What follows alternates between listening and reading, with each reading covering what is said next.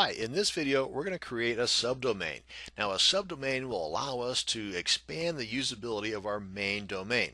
For example, we're going to have a blog right here on our main domain. Cool, no problem. Now then, that's it.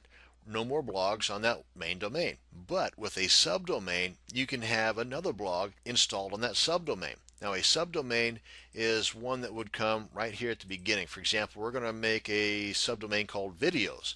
It would be videos, the URL would be http://videos.tweetvideotutorials.com. And within that subdomain, we can have a new blog. And for every subdomain that you create, you can have a new blog installed on that subdomain. Depending upon your web hosting service, a lot of them nowadays allow you an unlimited number of subdomains.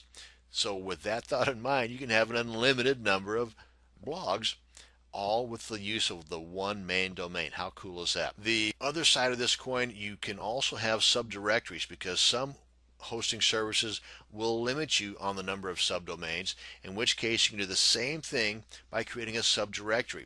A directory, just a different name for a folder if you ask me. Now a subdirectory, using the same video as an example, would be at the end of the .com. It would be http://tweetvideotutorials.com/videos. That would be the same ability to have an additional blog installed on that particular directory or subdirectory. I'm not going to get into the argument of SEO benefits behind a subdomain versus subdirectory. I'll leave that up to you and others that are more smarter on that area than I am. But just to point out the fact that on this particular hosting service, I have 0 subdomains installed, but I have an infinity or an unlimited number of subdomains I can have. So my little brain figures that means I can have as many different blogs as I want on this one domain. Of course, each will have their own individual address and will have their own individual directory through an FTP client, which I'll show you here in a second. So let's go ahead and create our subdomain. Come on down here, wherever you've got your domains area located at, left click on subdomains. That'll bring you to this page here, and I'm going to create a subdomain titled your. And the address to our blog that we install in here will be your.tweetvideotutorials.com, and that'll take us to that new blog. And of course, this is in addition to the blog that we would have on tweetvideotutorials.com. Now, as soon as you click anywhere on here, cPanel is going to automatically create your path, or the document route, to where you would install all of your files, images, blogs. Maybe you've got an OS ticket help center you want to put in here as well. This is your directory now for anything and everything associated with this subdomain. Just want to point out too that you can in fact change this. I'm only doing this for demonstration purposes, because you can in fact change this for whatever reason you would want, and the URL would still remain your.tweetvideotutorials.com. This is what you would look for as far as installing things on your FTP client, in the file manager within your cPanel, and so on. So just to let you know, you can do that.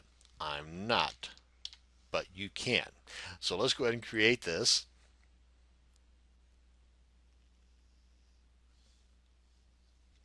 And there you are. Now, one thing to let you know too, it may take a few minutes before this actually becomes live. So if you put this in your address bar up here right away and you come back with an error message like server can't be found, don't sweat it. Give it a few minutes before it actually percolates into becoming an actual subdomain. And that's basically it. Go on back here.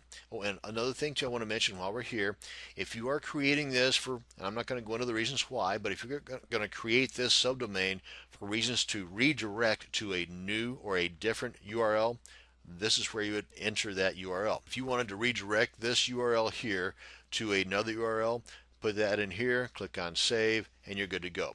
You don't want that anymore, click on disable redirection. And if you don't want this subdomain anymore, then you just click on remove and you're back to where you were without the subdomain. Now, and I also wanted to show you too, let's go on back here to the home section. Over there on the stats area, where we now have one subdomain created right here. See? And we've got an infinity left. Cool. And one other thing before I let you go on this video, I want to pull this up, want to log in, and in an FTP client show you what that looks like over here. and I am logged into the Tweet video tutorials. You can see right here. Go to public_HTML, and you can see right here is our subdomain.